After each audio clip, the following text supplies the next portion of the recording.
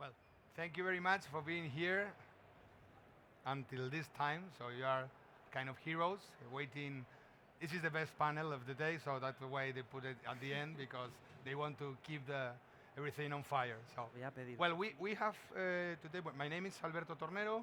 I am the head of the high growth potential companies area in Spain. Yes, Price works with the startups. It sounds incredible, but it is true. 6 years ago. And today we are going to talk about with this fantastic four panelists. We're going to talk about the relationship between startups and corporates. So, and we have talked before in the backstage, and I asked them, all the panelists, only one thing. I asked them to be politically incorrect. So we want to share with you the experience of the things that work and the things that do not work because they have experience and we have found, we have a startup, we have big corporates. I think that the panel is very, it sounds very interesting. And being the number we are, maybe you will be able and you will be interested in asking some question at the end. So, please introduce yourself. Okay. Hello, everyone. Proud to be in the last panel of the day. So my name is Sandra Steven Villegas. So even though I don't look it, I'm half Spanish, but I look like Aguirre. My brief background is started off as an architect, design strategist, eventually made my way to business school, and have been working with corporates around innovation strategy for the last 10 years in New York and London. I work for a company called Founders Intelligence, which is an entrepreneur-powered consultancy. About half of the team comes from entrepreneurial or VC or technology backgrounds.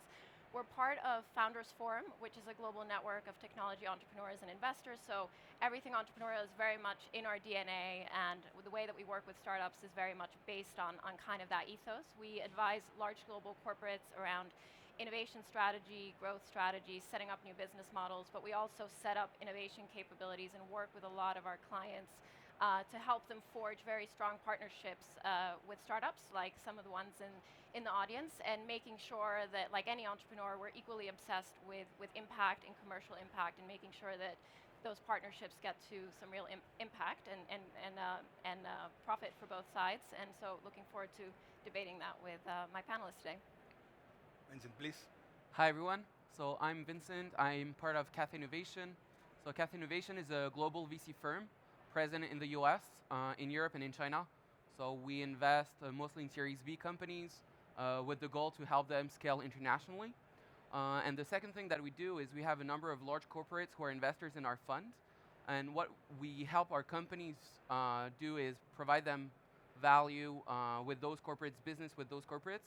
The corporates, on the other hand, when they invest, usually they don't know what's happening in China, in the US, in Europe, because they're very present in one geography.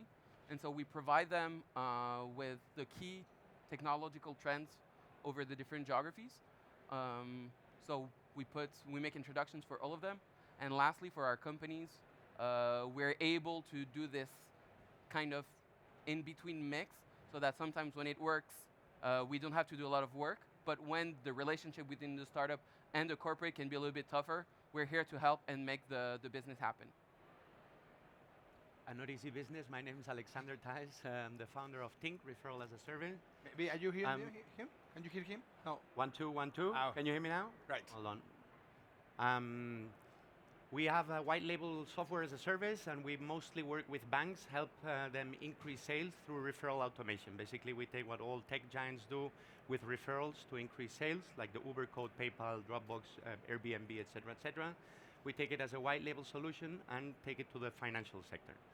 So I represent the dark side, the struggling and hustling. You think that you represent the dark side? Every side has good and bad sides. Are you sure? But yeah, and working with with financial institutions has probably an added challenge because it's the most regulated and complicated probably corporate side to work with. Okay. Yeah. Wendy? So I'm happy to hear that you say that you represent the dark side, because I represent the corporate. So usually people tell me that I represent the dark side. Can you hear me? Can you hear him? Yeah? Better, okay. So my name is Wendy. I work for BNP Paribas Cardif. which is the insurance branch of the BNP Group. And I'm in charge of the startup investments and startup relations. So my role is actually to make the elephants dance with the gazelles without crushing them. I stole that from Telefonica, just giving the credit. And we manage a fund together with Cathay, which is a fund dedicated to investing in companies that might accelerate Cardif in its business and also help us be more innovative. What does that mean? We invest in everything but insurance. So we look at either tech providers for insurers and also all adjacent businesses where we could find new markets or new distributors. So we look at mobility, home, health, financial well-being, broadly speaking, anything related to the family, and looking at how we could reach those new markets and distribute insurance via those startups. Okay, so maybe I think we have to speak a little bit louder because I don't know if I'm Spanish, so I will speak louder even if I will not ask for, but I will ask you just to speak like a Spanish. Faster, you mean? Well, faster even than me. So, I would like to ask you just the first question. What is startups, corporates? Does it really make sense? Really? Because it sounds very fun, very well. Yes, we can take things for the innovators, and we will share with them, and we will. Do you think that does it really make sense, and why? Please, you can start. Whoever. Let you speak the last. So, because I think because for startups, you will. Let it just speak the last. Just one thing. If it didn't make sense, I wouldn't be here today. Yes. You know. But maybe you are the exception. I'm happy to jump in with a perspective. I think the key thing is it can work, and in many cases it will work, but I think it's very important to understand what both sides are trying to achieve. What I've seen, I've been in innovation for over 10 years at this point, and what I've seen is a massive professionalization of the space, so to speak. So in the last couple of years, pretty much any corporate worth its salt has some sort of open innovation, partnership, open source kind of function or initiative going, and so it's created a lot of momentum, and that's really positive, and I think the professionalization is good because it means that corporates know what they're doing now as compared to a few years ago, but also means there's a lot of frenzy, there's a lot of noise, there's a lot of people just sort of counting volume of partnerships or introductions as the metric. And what they're not looking at is real impact or scale up. So I think the key question for both parties, both the corporate and the startup, is it can absolutely make sense, but you need to know that those strategic briefs are aligned from day one, and that what the startup can do is both at the level of maturity and has the right technology to deliver for that corporate, and that the corporate is asking things that are within the realm of the possible, and that they're setting the right intention and capabilities and facilitation for that startup to actually succeed in that context. So the answer is yes, but with some qualifiers. Okay. For me, the answer is yes, but it depends on the scope of view that you take. When you take a corporate, the culture can be very different from a startup, but when we look at startups from a fund's perspective, the corporates are one of the most important things that we look at, because the corporates are the experts, they know the space, so they'll tell us, will the product work? And even if it's a B2C company, the corporates will always have some expertise. They've been here for years, so they have something to say, and they're always more knowledgeable than some of the startups on some of the aspects. The corporates will also be, in a lot of times, the companies that will acquire the startups. And so if there's not a fit at some point, there's not an understanding, then it doesn't make sense. So the question is not, does it make sense? Is how it makes sense, so that the culture of the corporate, who's not always able to understand the startup culture, how do we make those two fit together, the right timing, because the corporates aren't always ready. It's not always their strategy to find that specific startup at the right time and at the same speed of time as the startup wants it. But the question is how and not whether it should happen. Okay. Let Wendy, because I will ask you a precise specific question. Yes. I'm going to be repeating what people say, but of course, yes, it makes sense. to me, if you look at startup and corporate collaborations, it's really the new R&D. If you look at the numbers invested in R&D versus startups in terms of growth, really investment in startups is starting to replace R&D, and for corporates, it's really key to remain competitive, to have access to the right startups.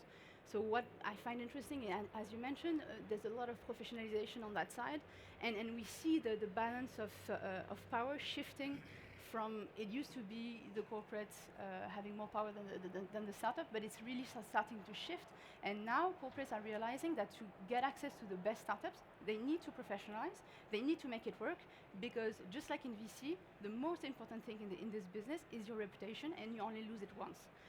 And so it's really important to make sure that you make this transformation internally, to have access to the best startups, to remain competitive, because it's going to be your own R&D. So to me, there's a shift which is happening. It's not all perfect, I admit, but it must work. It's not, can it work? It must work to make sure that the corporate actually survive in the next world. Okay.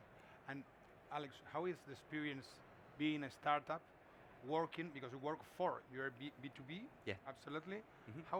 What are the barriers, the soft barriers that sometimes are the highest? No? How have you focused on, how you faced all this? You have to be insistent. I'm not sure if there's barriers, but obviously, working with a giant, a bank, or any large corporation, and you being a small startup that is very dynamic, you expect a large company to follow your rhythm. That's impossible. So you have to be insistent, and you need to understand inside a large corporation how it works, and that they'll have their own path. It works on a complete different rhythm than a startup.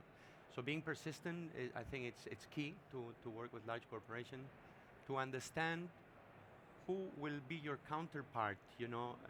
Sometimes as startups we see big names, like a large company in any given country, and we think about the big name, but it's not really names, it's people who are in these companies. So you need to understand who does what inside of each one of your clients, and get along and work with them, so that you can progress a bit. You have to be very patient, because obviously rules, regulations are different. It's a completely different ball game. And yeah, persistence. I think persistence is key for any startup wanting to work with large corporations, right? When we launched the area within PwC 6 years ago, I want to share with you this experience, because we thought, oh, we are PwC, we are extra smart people, and we failed. We failed because we thought that we knew the startups.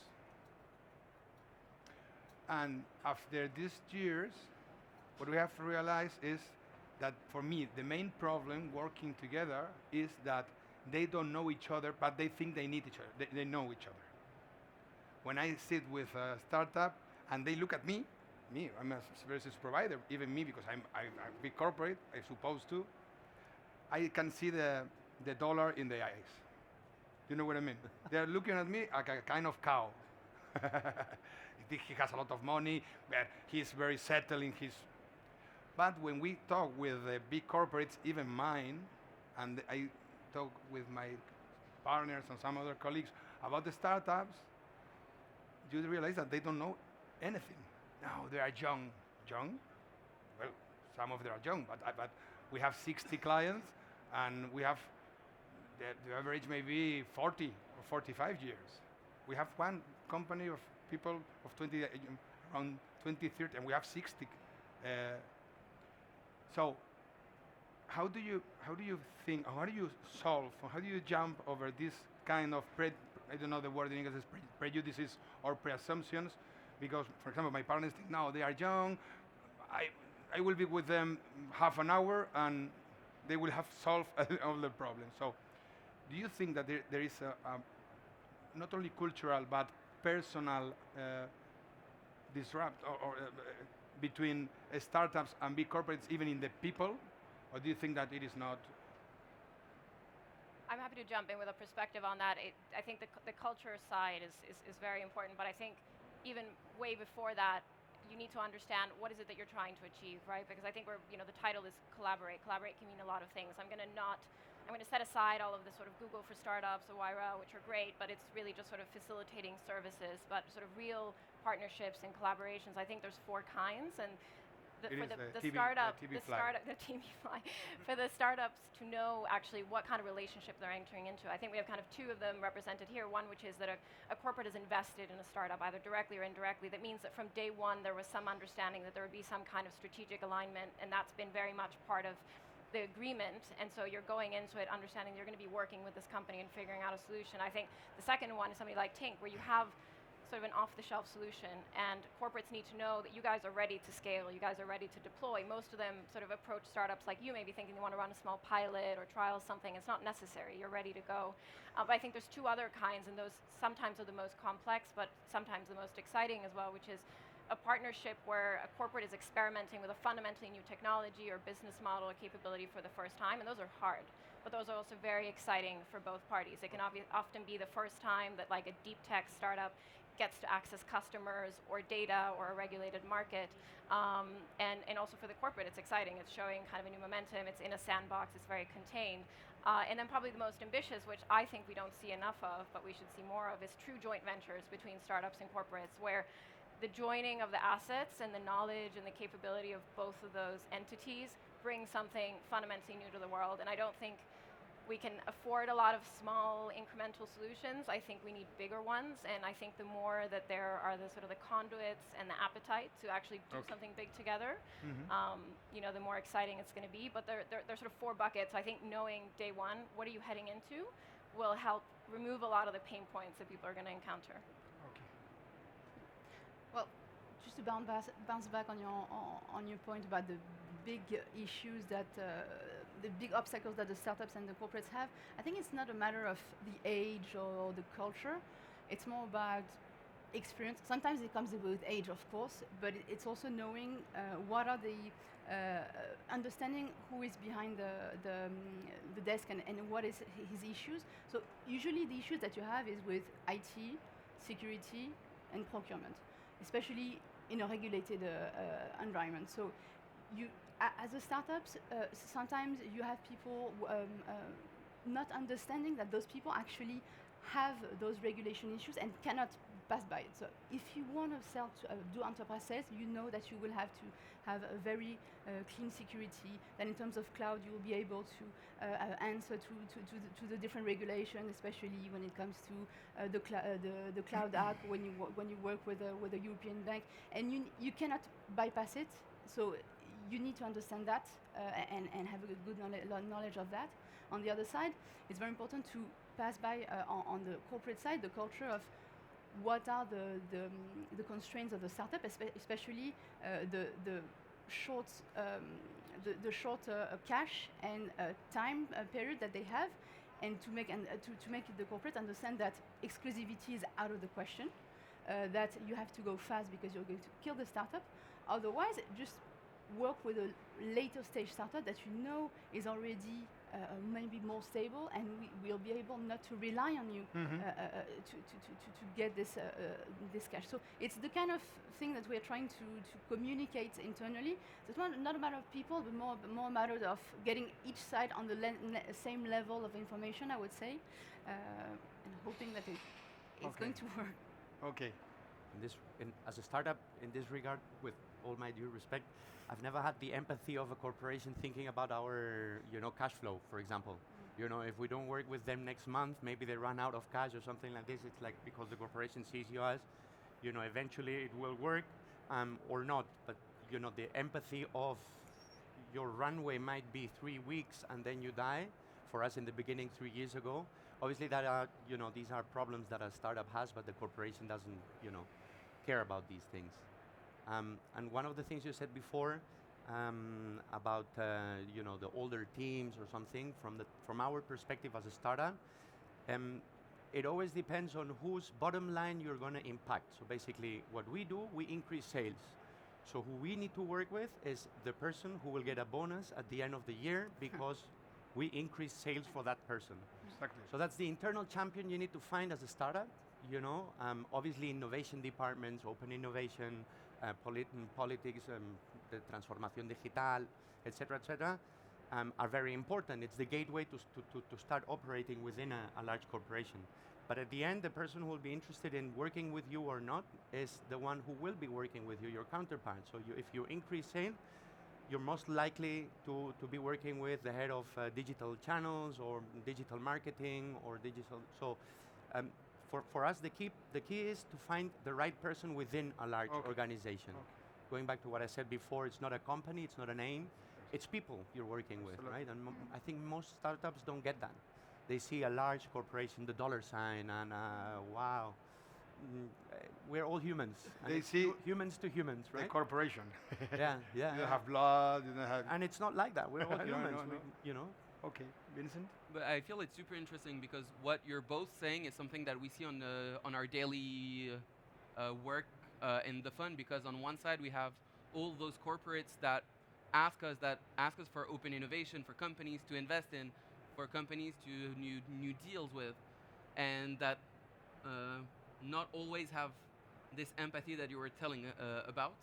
And on the other side we have our companies where we invest in, and that we need for them to survive, we need for them to close deals.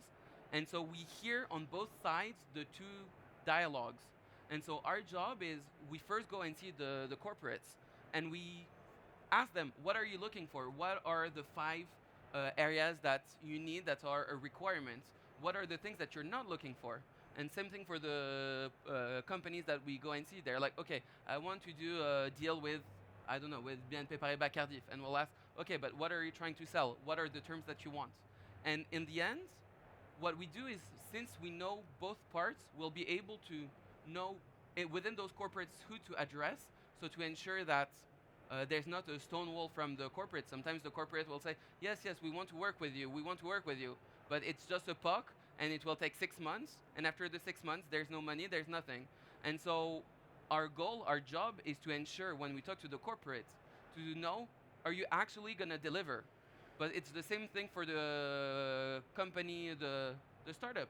Because if the startup is working on something and then 6 months later they decide to pivot and do something else, and we've worked hard and the corporate has put a lot of effort to work on that company, on that startup, and not on another one, because they cannot work with 100 startups, then the startup has done something wrong. And so that's what we're trying to juggle and bridge the gap every single day.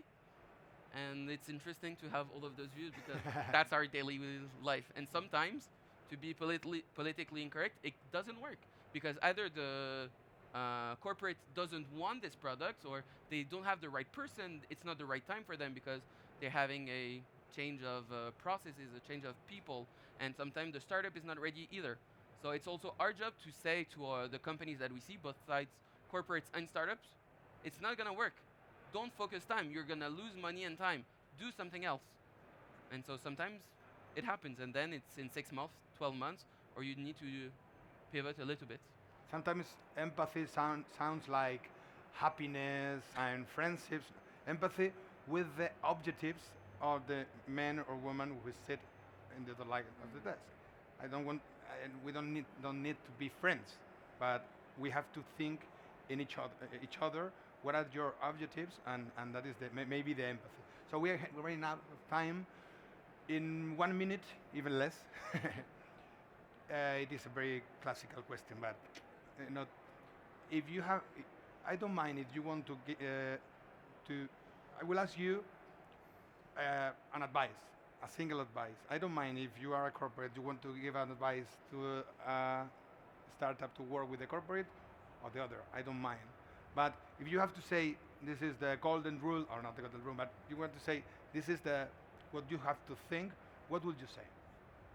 I'd say my advice would be to corporates, because I think I've said quite a bit of to startups. We have 1 minute. So essentially, I would say to startups, don't ask your potential corporate partner, how many pilots they run, how many people they've met. Ask them how many scale-ups they've had. Because I think, the innovation departments are very friendly. They all love technology. They all love startups. It's a very friendly and nurturing environment to operate in with some dedicated budgets. It's if a pilot actually succeeds or an early stage initiative succeeds and you want to go and scale up in an organization, you enter a bit of a dead zone. You enter the business units, you enter procurement, you enter different funding kind of sources. And it would be a shame if a really great initiative doesn't scale up because no one's thought of that roadmap. Sure.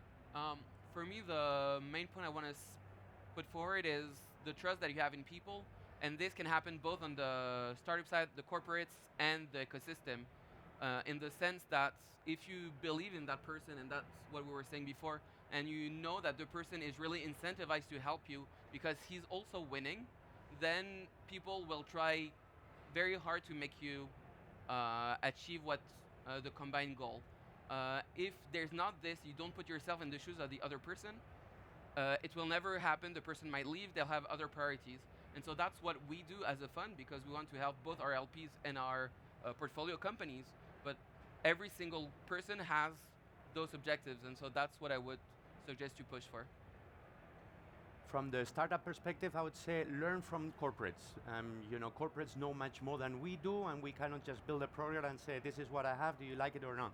Be flexible, and from all the feedback you might get from a large corporation, build your product so that it really makes sense for a corporation to be interested in what you do. Okay. And then additionally, be patient. To be become patient, into a large company. You meditate and wait for results to happen over time, and find your internal champion. The one person who will make or break it for you to be working with the company, and that's the person normally whose bottom line will be impacted by what you do as a startup. Very good.